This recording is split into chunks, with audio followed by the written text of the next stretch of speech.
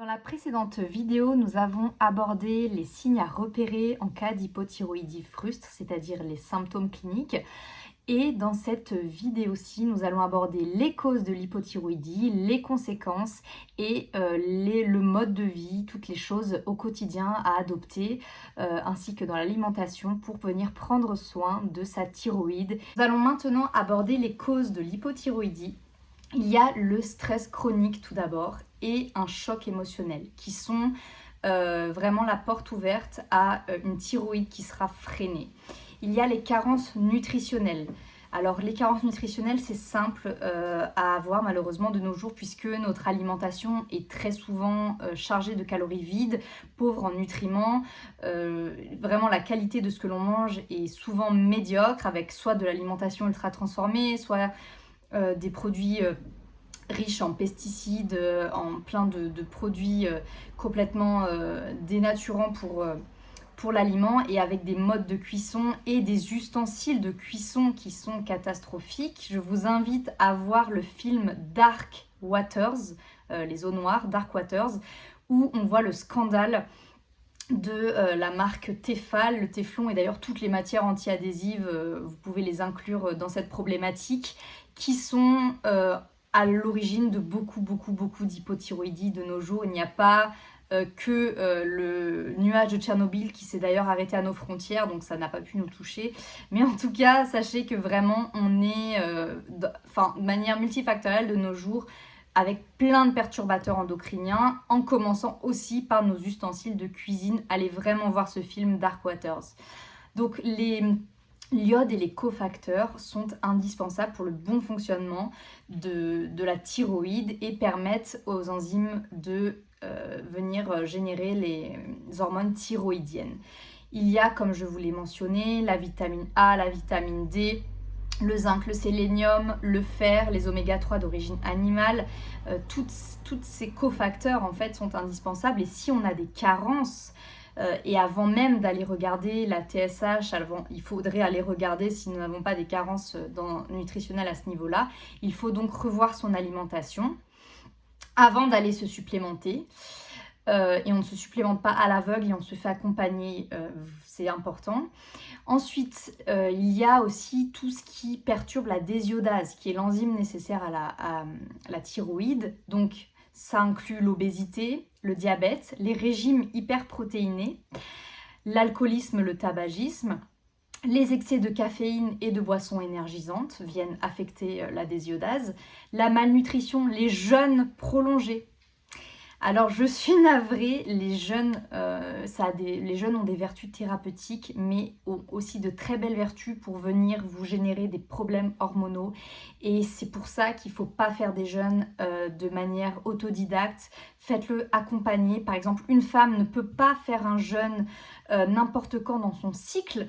Après l'ovulation, on ne jeûne pas. En fait, c'est complètement fait à l'arrache de nos jours. On a vanté les vertus du jeûne et tout le monde se dit « je vais jeûner, trop bien ». C'est ce que vous savez aussi qu'un jeûne intermittent, c'est le dîner qu'on saute, ce n'est pas le matin. Parce que le matin, si vous ne voulez pas faire exploser votre taux de cortisol, à terme fatiguer vos surrénales et à terme venir générer une hypothyroïdie, on ne saute pas le matin quand on fait du jeûne intermittent. Et quand on fait des jeûnes longs, on regarde bien en fonction de son cycle menstruel pour les femmes et pour les hommes, on vérifie d'être dans un environnement qui n'est pas stressant, ainsi que les femmes d'ailleurs.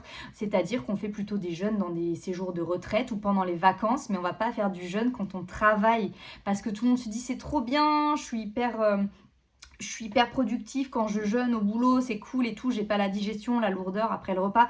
Alors oui, par contre, mais vous faites exploser vos hormones de stress, vous allez tout dérégler au niveau hormonal et à l'usure, vous êtes un élastique qui va être tendu, qui va casser. On ne fait pas du jeûne n'importe comment. Parmi les causes aussi de l'hypothyroïdie, il y a les régimes restrictifs pour maigrir. Et oui, c'est vraiment le serpent qui se mord la queue. En fait, ça vient interférer avec la fonction thyroïdienne en mettant le corps en mécanisme de survie, en sécrétant de la T3 réverse qui vient bloquer la T3 active et on va mettre son corps en mode stockage. Donc vous voulez faire des régimes minceurs et en fait vous venez augmenter votre hypothyroïdie et vous allez juste garder votre poids, voire grossir en avalant juste de l'air.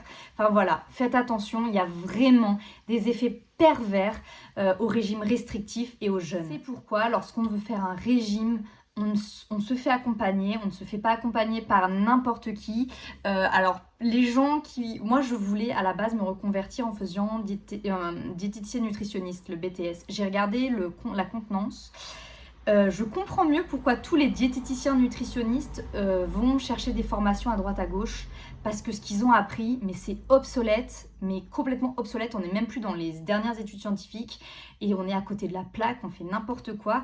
Donc si vous allez voir des diététiciens nutritionnistes, assurez-vous qu'ils se sont formés au-delà de leurs 2 ans de BTS où on se fait un petit peu...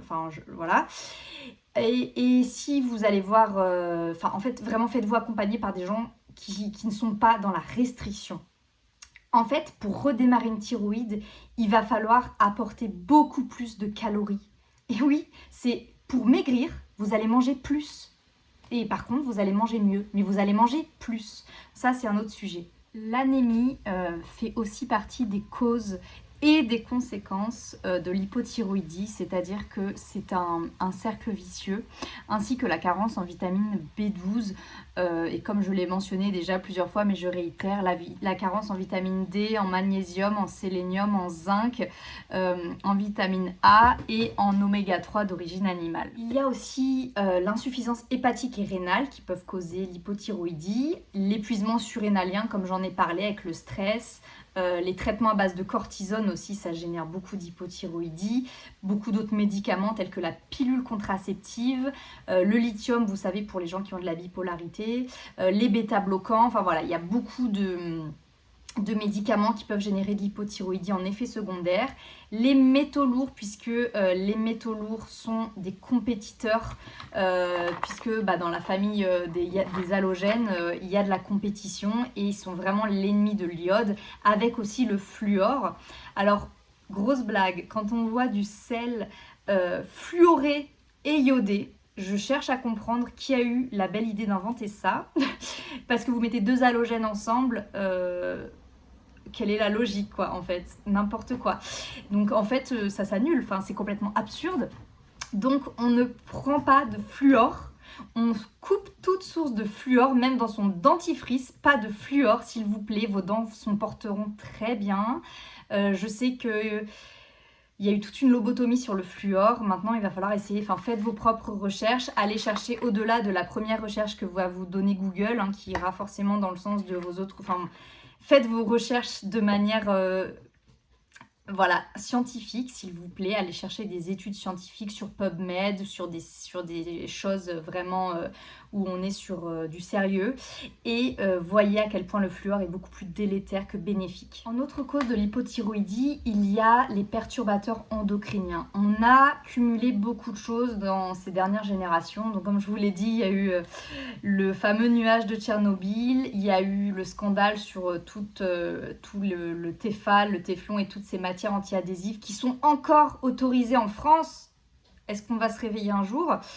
Ensuite, il y a eu les biberons en plastique au bisphénol A. Alors, on a été biberonné au bisphénol A, notre génération, mais sachez que vos enfants en biberon plastique sont biberonnés avec du plastique qui contient des matières qui sont parfaitement équivalentes, mais qui ne sont plus du bisphénol A. Et dans quelques années, on fera un autre scandale. Alors vraiment, du fond du cœur, biberon en verre. Ensuite, il y a aussi donc certains produits ménagers, les cosmétiques. Je sais de quoi je parle parce que j'ai été la première à me tartiner de cosmétiques de la tête aux pieds. J'étais ingénieure dans une usine de cosmétiques pendant presque 5 ans. Je faisais le cobaye, j'avais plein de produits gratuits, voilà. Il y a plein de perturbateurs endocriniens. Allez vraiment vers le naturel, le plus possible sans conservateurs chimiques, sans tous ces additifs, toutes ces choses qui viennent perturber nos glandes endocrines. Et aussi au niveau du coup des produits ménagers, au niveau des ustensiles de cuisine, en fait c'est holistique, vous allez devoir chercher partout au-delà de votre alimentation. Enfin, les causes de l'hypothyroïdie, je vous l'ai dit, il y avait le jeûne, la malnutrition et les régimes restrictifs minceurs, mais il y a aussi le régime vegan. Je suis navrée, mais vous ferez votre propre expérience. Je pense qu'il faut à peu près 2 ans de régime vegan pour finir en hypothyroïdie. On lance les paris. À présent, je vais vous parler des conséquences d'une hypothyroïdie fruste. Donc du coup, il y a la baisse de QI, la baisse de quotient intellectuel, et elle se fait d'autant plus ressentir lorsque la maman qui est enceinte a une hypothyroïdie. Son enfant à naître aura un quotient intellectuel inférieur à un enfant qui sera né avec une maman qui n'a pas d'hypothyroïdie. C'est pourquoi il est fondamental de bien soigner sa thyroïde. Je ne parle pas de la soigner avec des hormones de synthèse. Quand il n'y a plus le choix, quand on s'est fait retirer son organe thyroïde, et d'ailleurs quand on a des nodules, à moins qu'ils soient vraiment cancéreux de manière avérée, si on peut garder sa thyroïde, c'est toujours mieux. Hein, ne vous faites pas retirer vos organes à moins d'un cas de force majeure. Donc voilà, la baisse de QI, attention, les mamans qui sont en quête qui ont un bébé dans le ventre ou qui veulent avoir un enfant, il va vraiment avoir des taux d'iode optimaux et tous les taux de cofacteurs pour que votre hormone, pour que vos hormones thyroïdiennes soit optimale, et ainsi que celle de votre bébé. Ensuite, il y a la baisse de l'immunité en conséquence. Comme je vous l'ai dit, on est beaucoup plus malade, on peut surtout avoir des troubles ORL. La baisse de la fertilité, il y a pas mal de problèmes de fertilité en lien avec l'hypothyroïdie. Il y a la ménopause précoce générée par l'hypothyroïdie. Comme je vous l'ai dit, il y a le cholestérol, on peut avoir une augmentation de ces taux de cholestérol à cause d'une hypothyroïdie. Il y a le goitre, comme j'en ai parlé, donc ce fameux Priator pour un double menton, le gros coup. Il y a la dépression. Il y a des gens qui se font traiter pendant des années pour dépression. Ils sont en hypothyroïdie. Donc voilà, il peut y avoir aussi beaucoup plus. Je ne vais pas aller dans tous les détails, mais il peut y avoir des acouphènes, des vertiges. J'ai vraiment sorti les plus généraux. Donc si vous voulez chouchouter votre thyroïde avec l'alimentation, pour tout ce qui est supplémentation, je vous laisse voir avec des professionnels. On ne le fait pas à l'aveugle, surtout s'il faut réparer une paroi intestinale poreuse, surtout s'il y a des choses en parallèle, surtout s'il faut aussi travailler sur les surrénales avant de travailler sur la thyroïde. Voilà, on ne fait pas ça n'importe comment.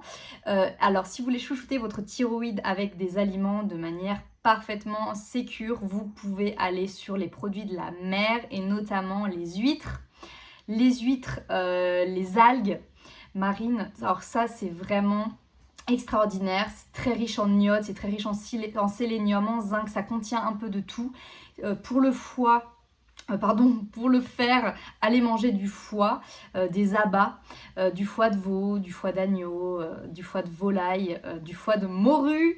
Pour la vitamine A, le foie de morue c'est génial, extraordinaire. Il y a aussi de la vitamine D, des oméga 3. Donc voilà, chouchoutez votre thyroïde majoritairement avec l'alimentation. Allez gérer votre stress le plus que vous pouvez. Faites du travail pour apaiser votre système nerveux, pour redescendre en tension. Abat le fluor dans le dentifrice, abat le fluor dans le sel de table. Et puis attention à tous vos ustensiles de cuisine, attention aux cosmétiques, parce que tout ce que vous mettez sur votre peau, ça va venir à l'intérieur de votre corps. Hein. La peau est perméable, enfin semi-perméable, mais en tout cas ce qui est dans les crèmes et tous les cosmétiques, même le vernis à ongles, ça passe dans votre organisme et ça rejoint votre circulation sanguine et ça vient vous intoxiquer. Attention à vos produits ménagers et voilà, j'espère vraiment que vous aurez été éclairé au niveau de l'hypothyroïdie, peut-être que vous serez reconnu.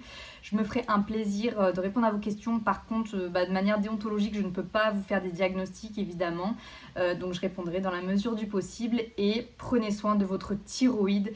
C'est un petit organe qui est absolument vital et qui est le chef d'orchestre de tout votre organisme. Au revoir.